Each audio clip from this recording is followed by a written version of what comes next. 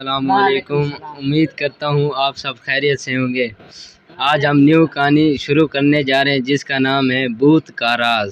محمد اقبال شام سے 12 سال کا کاشف بہت شریر لڑکا تھا۔ شرارت پر وہ اکثر والدین اور دادی سے ڈانٹ کھاتا۔ اس کی بہن علیزی اس سے 1 سال بڑی تھی۔ کاشف کی پھوپھی دوسرے شہر سے اپنے بچوں شان اور فائدہ کے ساتھ ان کے گھر آئی ہوئی تھیں۔ وہ دونوں بہن بھائی کاشف اور علیزی کے ہم عمر تھے۔ ایک دن بچوں نے دادی سے کہانی سنانے کی فرمائش کی تو وہ راضی ہو گئیں۔ شان بولا، نانی کوئی بھوت کی کہانی مت سنائیے گا، مجھے بڑا خوف آتا ہے بھوتوں کی کہانیوں سے۔ یہ سننا تھا کہ کاشف کا کان کھڑے ہو گئے۔ ایک شرارتی مسکراہٹ اس کے لبوں پر اور آنکھوں میں ایک چمک سی آ گئی۔ علیزی اسے منع خیر نظروں سے دیکھنے لگی۔ کہانی ختم ہونے کے بعد علیزی نے کاشف سے کہا، لگتا ہے تم شان کو بھوت بن کر ڈراؤ گے۔ کاشف منہ پر انگلی رکھتے ہوئے بولا، آہستہ بولو، سچ بڑا مزہ آئے گا۔ رات کو جب وہ سو جائے گا تو میں اسے بھوت بن کر ڈراؤں گا۔ حالت دیکھنے والی ہوگی اس کی۔ رات ہو چکی تھی۔ کاشف اور شان الگ کمرے میں سو رہے تھے۔ شان کے سونے کے بعد کاشف اٹھا اور چپکے سے باہر جا کر اس سے بھوت کا گیٹ اپ اختیار کیا۔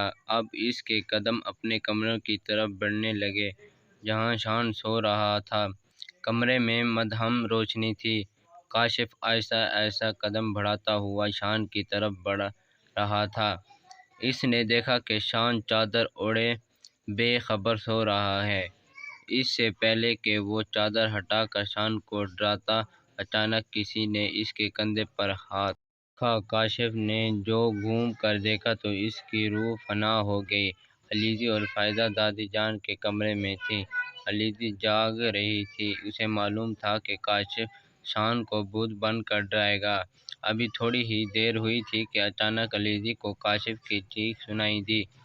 اسی دوران فائدہ بھی اٹھ گئی اور مسکرانے لگی۔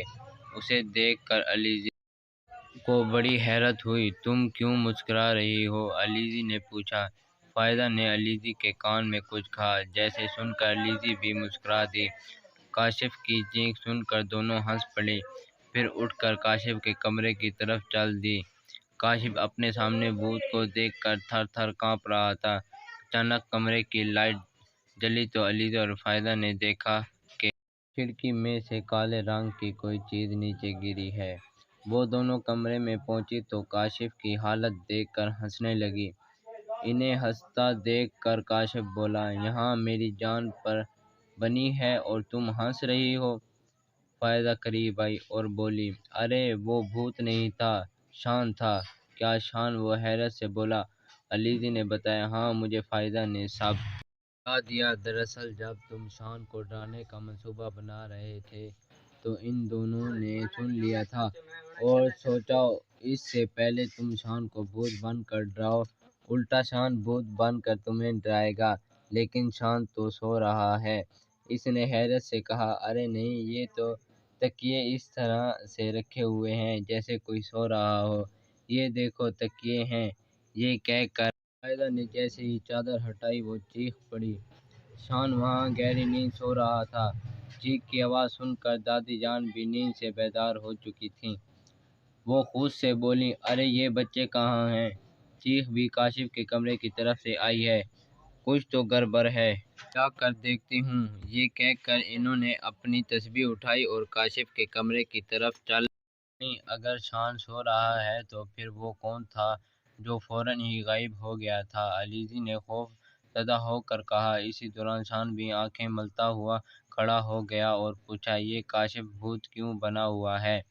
فائدہ نے کہا، کس قدر بے خبر سوتے ہو بھائی، اس قدر شور میں بھی آنکھ نہیں کھلی؟ شان نے کہا، ارے مجھے لگا کہ یہ شور خواب میں ہو رہا ہے۔ اب کاشف کی سمجھ میں آیا کہ وہ اصلی بھوت ہی تھا۔ اسی دوران گھر کے باقی لوگ بھی اٹھ کر وہاں پہنچ گئے تھے اور انہیں بھی ساری صورت حال کا علم ہو گیا۔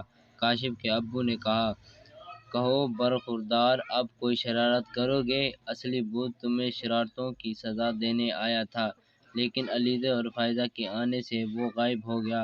اب کوئی شرارت نہ کرنا۔ کاشف اپنے کانوں کو ہاتھ لگا کر بولا، میری توبہ ہے جو میں نے آئندہ کوئی شرارت کی ہو۔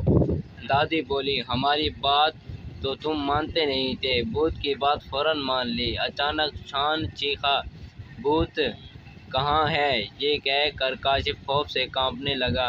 اسے کانپتا دیکھ کر شان زور زور سے ہنسنے لگا۔ یہ اب تک پتہ نہیں چل سکا کہ غائب ہونے والا اصلی بھوت تھا یا کوئی تیسرا کردار تھا۔